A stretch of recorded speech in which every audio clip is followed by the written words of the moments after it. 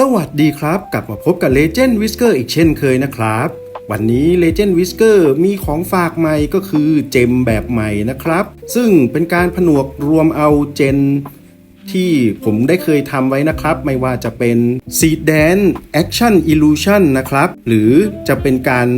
แปลงร่างนะครับเอามารวมกันกับ Movie Box Gem นะครับซึ่งคลิปที่แล้วผมได้ทำการสาธิตไปแล้วผมนำทั้ง3เจมนั้นมารวมกันนะครับเพื่อให้เพื่อนๆนะครับสามารถที่จะทำละครหรือหนังนะครับได้ในตัวเดียวกันเลยไม่ว่าหนังนั้นนะครับจะมีการใช้บทพูดนะครับภาษาไทยหรือภาษาอังกฤษแล้วมีการแปลงร่างแล้วมีการต่อสู้นะครับครบในตัวเดียวเลยซึ่งเจมใหม่นี้ของเราก็คือนะครับ Cinematic Short Film Generator Gem V 4.1 นะครับซึ่งผมจะใส่ลิงก์นะครับไปสู่เจมเลยเพื่อนๆจะได้ไม่ต้องยุ่งยากนะครับสร้างเจมเองสำหรับวิธีการใช้ก็เพื่อไม่ให้เป็นการเสียเวลาเราไปเริ่มกันเลยครับ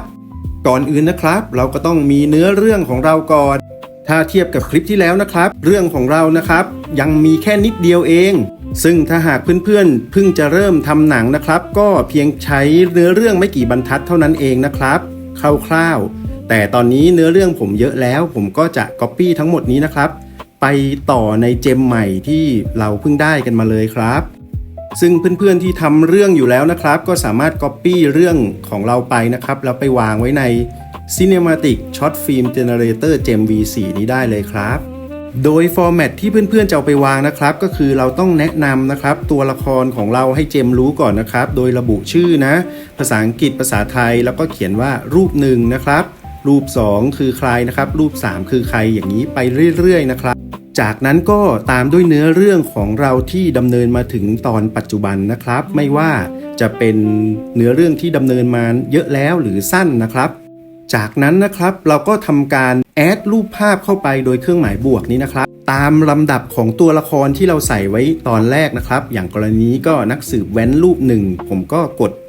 บวกนะครับรูปภาพแล้วก็ไปหานักสืบแว้นมาลงรูป1นะครับแล้วก็ตัวละครอื่นๆก็ทำแบบนี้ไปจนครบเลยครับก่อนที่เราจะกดส่งนะครับอย่าลืมนะครับวงเล็บว่าเรื่องราวของเราดำเนินมาถึงจุดนี้เตรียมสร้างเรื่องต่อจากนี้นี่ก็จะเป็นการบอกระบบนะครับว่าเราจะสร้างเรื่องต่อจากนี้นะจากนั้นก็กดเซ็นเลยครับเอาละครับระบบก็จะออกมาแล้วนะครับเพื่อให้เรากรอกรายละเอียดนะครับของฉากนะครับก็จะมีพวกวินาทีอะไรต่างๆเนี่ยนะครับซึ่งผมได้ทำไว้เรียบร้อยแล้วนะครับก็คือวินาทีแล้วก็ไดอะล็อกเป็นยังไงโทนเป็นยังไงนะครับซึ่งเราก็ตอบไปตามเมนูนั้นเลยนะครับถ้าเพื่อนๆสงสัยว่าเมนูต่างๆเนี่ยที่เขียนเป็นภาษาอังกฤษนะครับเขาเขียนว่าไงก็สามารถบอกเขาได้นะครับบอกว่าให้ทำเป็นภาษาไทยนะครับแล้วเดี๋ยวเขาจะทำเมนูออกมาเป็นภาษาไทยนะครับเราก็กรอกไปตามนี้ครับตรงนี้นะครับผมได้ทำ favorite preset นะครับซึ่งเป็นการใช้มุมกล้องแบบ360องศานะครับเพื่อนๆก็สามารถ copy แล้วใส่ลงไปในเมนูได้เลยนะครับซึ่งเดี๋ยวเราจะไปทำใน Seedance 2นะครับซึ่ง Seedance 2เนี่ยเขาสามารถทำมุมกล้องแบบ360องศาหรือเป็นแบบมัลติช็อตก็ได้นะครับซึ่งทำให้การดำเนินเนื้อเรื่องเนี่ยน่าสนใจนะครับนอกจากนี้ก็ยังมี VFX นะครับคือ Visual Effect นะผมก็เลือก Extreme Visual Effect เลยนะแล้วก็ผมจะให้คาเมล่าเป็นแบบ Chase Camera นะครับเพราะฉากต่อไปที่จะได้เนี่ยนะครับคือการเป็นฉากต่อสู้กันนะครับเดี๋ยวเราจะไปทำใน Seedance 2.0 นะครับนอกจากนี้ครับในเจมนี้นะครับผมได้ทำการอัปเกรดนะครับให้เขาได้เรียนรู้นะครับการพร้อมนะครับฉากต่อสู้ที่ใช้ใน Seedance นะครับแล้วก็การแปลงร่างที่ใช้ใน Seedance นะครับจากพร้อมต่างๆนะครับที่มีการใช้กันอยู่จริงนะครับก็จะทำให้เราเนี่ยสามารถพร้อมนะครับง่ายขึ้นนะครับแต่หมายความว่าเราจะต้องนำพร้อมที่ได้จากเจมนะครับมาแก้ไขด้วยเพื่อให้ตรงกับวัตถุประสงค์ของเราอย่างแท้จริงนะครับเอาละครับที่เจนมาให้ตรงนี้นะครับก็เป็นพร้อมนะครับซึ่งเป็นพร้อมแปลงร่างนะคือเขาเข้าใจว่าจะมีการแปลงร่างในฉากนี้นะครับผมก็มันไม่ใช่ผมก็บอกว่าเริ่มนะครับตรงที่คิงกูซุดจะเข้าสู้กับเซราฟนะครับคิงกูซุดก็คือตัวที่แปลงร่างแล้วนะครับแล้วก็ตัวเซราฟก็เป็นศัตรูของเขานะครับ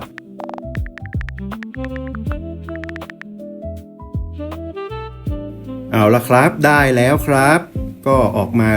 อันแรกก็จะเป็น Character Lock นะครับเราก็จะต้องใช้ส่วนนี้ด้วยนะครับแล้วก็ข้างล่างก็คือซีนนะครับการต่อสู้นะครับมีคาเมล่ามีช็อตนะครับทั้งหมดนี้ก็15วินาทีนะครับสำหรับซีแดนนะครับซึ่งเราจะใช้แบบเต็มแม็กเลยนะ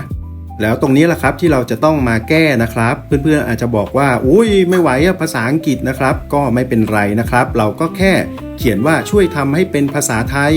นะครับเดี๋ยวเขาก็จะเจนทั้งหมดนี้นะครับออกมาเป็นภาษาไทยเราก็ตรวจสอบดูครับแต่นี่ผมสาธิตนะครับผมก็จะไปเลยนะครับเป็นภาษาอังกฤษเลยนะครับเพื่อไม่ให้เสียเวลาในการ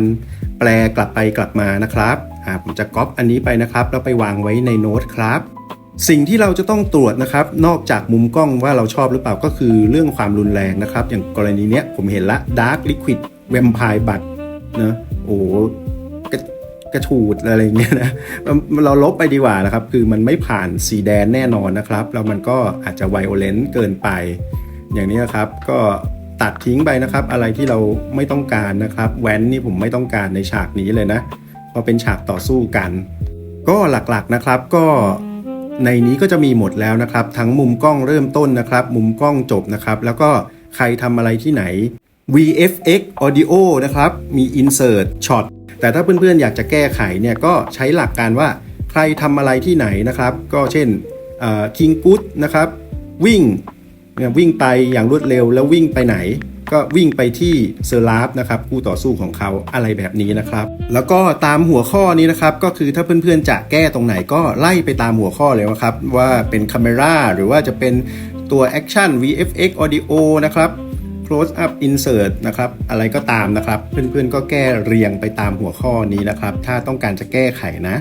เอาละครับเมื่อตรวจสอบเรียบร้อยเราก็ Copy แล้วก็ Paste ลงใน CDan เลยครับสีแดนตัวนี้ผมใช้ใน Dreamina นะครับเพื่อนๆก็จะใช้ใน Third Party โปรแกรมไหนก็ได้นะครับ AI ตัวไหนก็ได้นะแต่อันนี้ผมก็ยังใช้ใน Dreamina อยู่นะครับเดี๋ยวไม่แน่เดือนหน้าจะใช้ใน Third Party นะครับแต่อันนี้ผมใช้ใน Dreamina ก่อนนะก็เหมือนกันครับจะใช้ไหนก็เป็นระบบเดียวกันนะThird Party อาจจะมีลูกเล่นนะครับเพิ่มเติมนะครับส่วนใน Dreamina ก็จะเป็นฟังก์ชันเดิมๆของเขาเลยนะครับเอาละครับเมื่อวางพร้อมไปเราก็ต้องแอดรูปภาพนะครับรูปภาพที่ผมเตรียมไว้ก็มีทั้งแบบที่เป็นระยะเต็มๆนะครับแล้วก็เป็นแบบ Contact Sheet นะซึ่งส่วนที่เป็น Character Contact Sheet นะครับที่มีหลายๆช่องเนี่ยผมก็เอามาใส่ตรงที่เป็น Character ID Lock นะครับเนี่ยนะครับส่วนรูปภาพเต็มแล้วก็ใส่ในช่องนะครับตรงที่เป็นช็อตต่างๆนะครับก็ไม่ต้องใส่หมดนะครับใส่เป็นตอนแรกๆก็พอนะครับเอาละครับผมก็กดเจนไปนะครับเดี๋ยวเราไปดูที่เสร็จแล้วนะครับ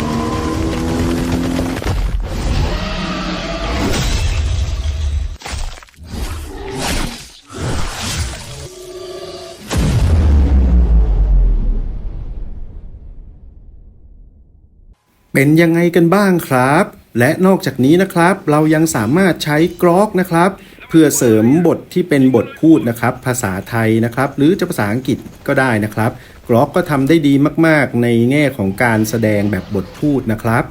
แล้วก็บทที่เป็นซับซ้อนนะครับอย่างเช่นบทการต่อสู้นะครับบทแอคชั่นหนักๆนะครับบทที่ต้องใช้ฟิสิกส์เยอะๆนะครับเราก็ใช้กับ4 Dan 2นะครับโดยเราใช้เจมตัวเดียวเลยเพื่อที่จะควบคุมโทนของ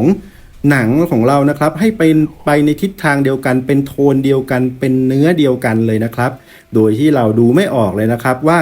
ใช้เครื่องมือตัวไหนนะครับแบบนี้นะครับเราก็จะไม่ซ้ำกับใครด้วยนะครับเพราะการดำเนินเนื้อเรื่องเนี่ยเจมผมก็ออกแบบไว้เพื่อให้เพื่อนๆเนี่ยเลือกนะครับหรือใช้ทางเลือกของตัวเองหรือทางเลือกอัตโนมัติก็ได้เหมือนกันนะครับซึ่งทางเลือกอัตโนมัติก็มีหลายทางนะครับและบวกกับทางเลือกของตัวเองอีกนะครับโอกาสที่หนังจะออกมาซ้ำๆกันนะครับเป็นไปได้น้อยเลยนะครับและหากเพื่อนๆชอบเทคนิคดีๆแบบนี้อย่าลืมกดไลค์กด Subscribe กดแชร์ด้วยนะครับสำหรับวันนี้ Legend Whisker ขอลาไปก่อนสวัสดีครับ